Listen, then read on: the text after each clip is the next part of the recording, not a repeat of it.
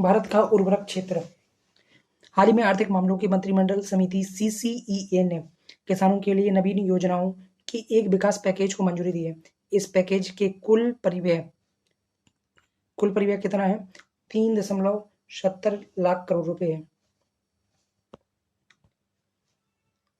स्वीकृत योजनाओं के प्रमुख बिंदुओं पर नजर। तो सबसे पहले है पीएम परिणाम योजना। पीएम परिणाम को 2023-24 के बजट में घोषित किया गया था। इस कार्यक्रम का उद्देश्य वैकल्पिक उर्वरक और रासायनिक उर्वरक के संतुलित उपयोग को बढ़ावा देना है। इसके बाद में गोवर्धन संयंत्रों के प्राप्त जैविक उर्वरकों के लिए बाजार विकास सहायता एमडीए मार्केट डेवलपमेंट असिस्टेंट हेतु 1452 करोड़ रुपए स्वीकृत किए गए हैं। गोवर्धन योजना को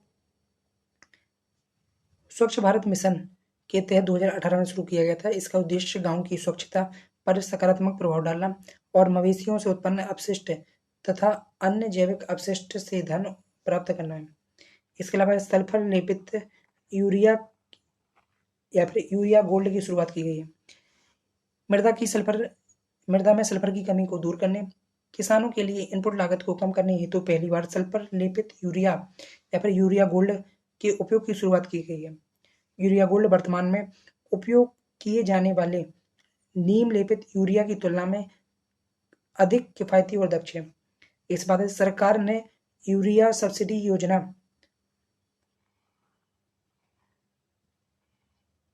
योजना को मार्च 2025 यानी अगले 2 वर्षों के लिए बढ़ा दिया है।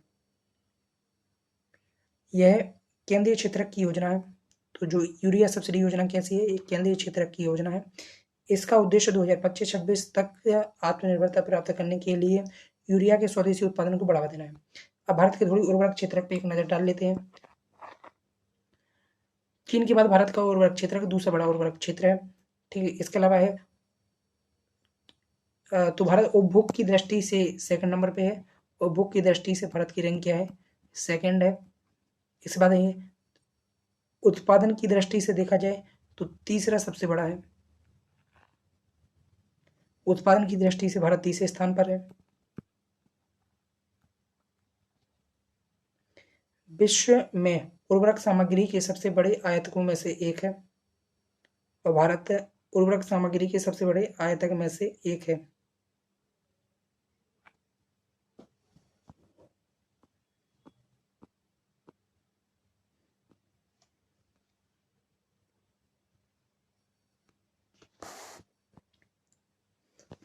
स्वीकृत योजनाओं का महत्व।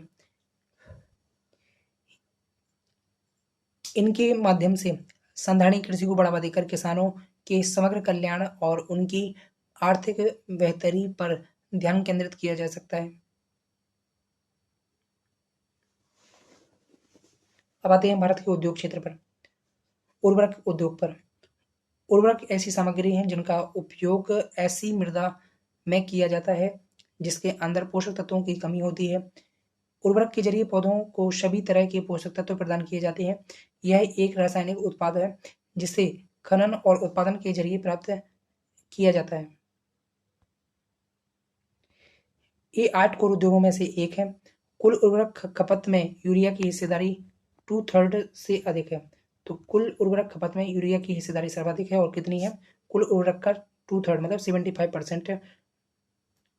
सॉरी 67% अकेले कहाँ से आ रहा है? यूरिया की खपत से जुड़ा हुआ है।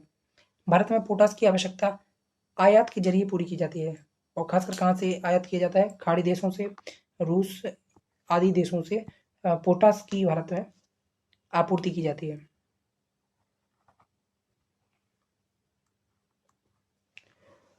उर्वरकों को प्राथमिक, द्वितीयक और सूक्ष्म पोषक तत्वों के रूप में वर्गीकृत किया जा सकता है। प्राथमिक उर्वरकों की बात करें, प्राथमिक तो अभी उर्वरक का यहाँ पर क्लासिफिकेशन।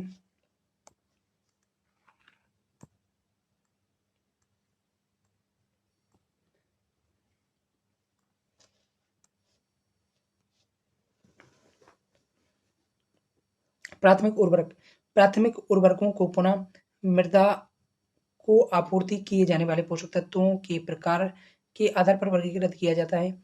इसमें नाइट्रोजन युक्त उर्वरक यूरिया, फॉस्फेटिक उर्वरक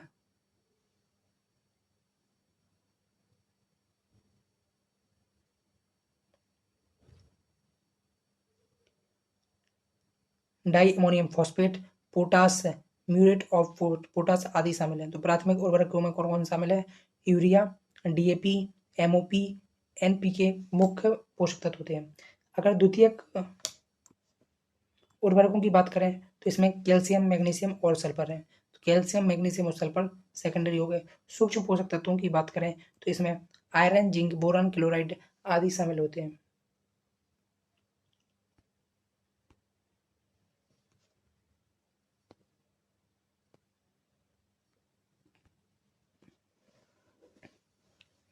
भारत में उर्वरकों से जुड़ी प्रमुख चिंताएं। सबसे पहला है मृदा चरण।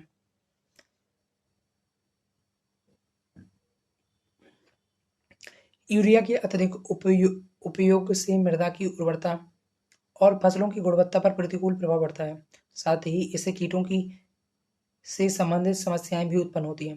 तो यूरिया के अत्यधिक प्रयोग से मृदा की उर्वरता और फसल की गुणवत्ता पर प्रभाव पड़ता है। साथ ही इससे कीटों से जुड़ी समस्याएं भी उत्पन्न होती हैं। इसके अलावा मृदा की उर्वरता कम होने और अमोनिया की विषाक्तता से पौधों को नुकसान होता है। तो मृदा की उर्वरता कम हो जाती है यूरिया से, और अमोनिया विषाक्तता भी आती है, जिससे पौधों को नुकसान होता है। यूरिया के क्षरण से कार्बन डाइऑक्साइड गैस उत्सर्जित होती है। तो यूरिया जब क्षरित होती है या फिर टूटती है तो उससे कार्बन डाइऑक्साइड या फिर जो एक प्रकार की ग्रीन हाउस गैसेस हैं उनका उत्सर्जन होता है। पर्यावरणीय प्रदूषण। नाइट्रेट और फॉस्फेट जैसे पदार्थों वाले उर्वरकों का अत्यधिक प्रयोग यूट्रोफिकेशन का कारण बनता है। इससे शैवाल प्रस्फुटन, एल्गल ब्लूम, ऑक्सीजन की कमी और जलीय जीवन को नुकसान पहुंचता है। इसके चलते खाद्य श्रृंखला और पारिस्थितिकी तंत्र संबंधी संतुलन बाधित होता है। नाइट्रोजन आधारित उर्वरक नाइट्रस ऑक्साइड उत्सर्जित करते हैं, जो एक शक्तिशाली ग्रीन हाउस गैस है। यह गैस जलवायु परिवर्तन को बढ़ावा देती है।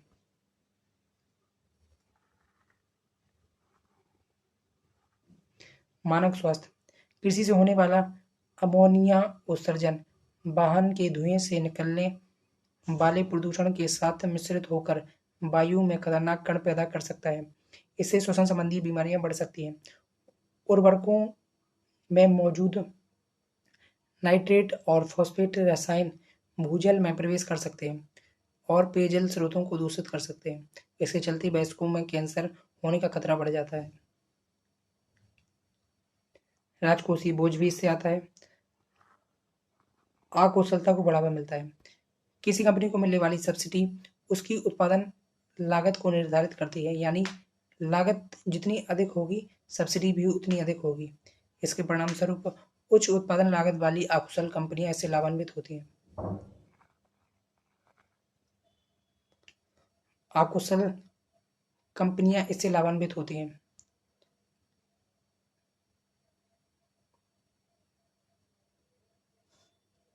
जितनी अधिक लागत जितनी अधिक होती है कंपनियों को उतनी अधिक सब्सिडी मिलती है।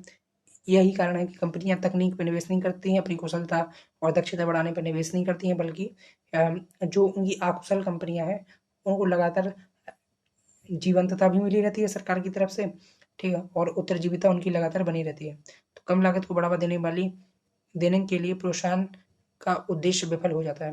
इस बात है आयात निर्भरता। भारत यूरिया का शीर्ष आयातक है। अपने विशाल कृषि क्षेत्र के लिए आवश्यक डाई अमोनियम फॉस्फेट का औसतन 7 मिलियन टन आयात करता है। इस बात में जागरूकता। तो उर्वरकों का सही से प्रयोग कैसे किया जाए, मृदा स्वास्थ्य को कैसे मेंटेन रखा जाए, इस विषय में किसानों को मृदा स्वास्थ्य, उर्वरक के सही से प्रबंधन आदि के संदर्भ में जानकारी का अभाव है। इससे क्या होता है, यूरिया का जो उपयोग है, जो एनपीके अनुपात का उपयोग है, वह काफी नेगेटिव रूप से बना हुआ है।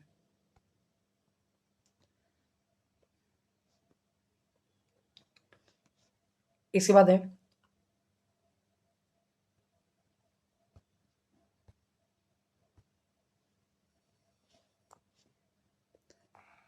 उर्वरकों के कुशल उपयोग के लिए शुरू की गई पहला क्या है?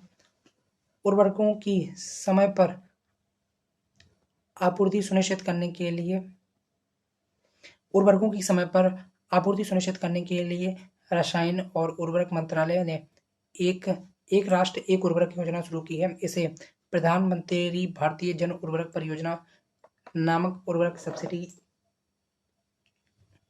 योजना के तहत किया गया है। इसके बाद है उत्पादकता में वृद्धि करने और किसानों की आय को बढ़ाने में मदद करने के लिए नैनो यूरिया संयंत्र स्थापित किए गए हैं। इसके बाद है उर्वरक विभाग ने डायवर्जन और कालाबाजारी को रोकने के लिए फर्टिलाइजर फ्लाइंग स्क्वाड का गठन किया है। इसके बाद है पोषक तत्व आधारित सब्सिडी योजना। इसके तहत सरकार वार्षिक आधार पर नाइट्रोजन, फॉस्फेट, पोटास, सल्फर जैसे पोषक तत्वों पर सब्सिडी की एक निश्चित दर की घोषणा करती है। सरकार ने इस योजना को 22 उर्वरकों पर लागू किया है। इस योजना के तहत एमआरपी का निर्धारण देश में पी&क्यू उर्वरकों की अंतर्राष्ट्रीय और घरेलू कीमतों, विनिमय दर, इन्वेंट्री स्तर को ध्यान में रखकर किया जाता है। मृदा स्वास्थ्य कार्ड योजना। इसके अंतर्गत खेत के लिए फसलों के अनुसार आवश्यक पोषक तत्वों और उर्वरकों की सिफारिश की जाती है। तो कौन कौन सी योजना है? सबसे पहले है एक राष्ट्र एक उर्वरक योजना। तो उर्वरकों की समय पर आपूर्ति सुनिश्चित करने के लिए रसायन और उर्वरक मंत्रालय ने एक राष्ट्र एक उर्वरक योजना की शुरुआत की है।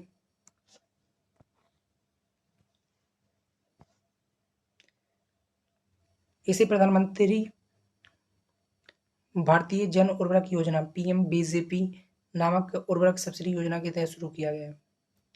इसके बाद है उत्पादकता में वृद्धि और किसानों की आय को बढ़ावा देने के लिए तरल नैनो यूरिया संयंत्र की स्थापना की गई है। इसके अलावा उर्वरक विभाग ने डायवर्जन रोकने के लिए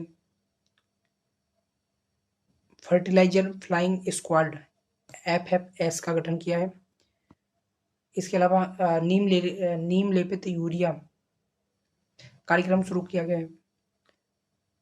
मृदा स्वास्थ्य कार्ड कार्यक्रम शुरू किया गया है। इसके अलावा पोषक आधारित सब्सिडी योजना। इसके तहत सरकार वार्षिक आधार पर nitrogen, phosphorus, phosphate, potash, sulphur जैसे पोषक तत्वों पर सब्सिडी की एक निश्चित दर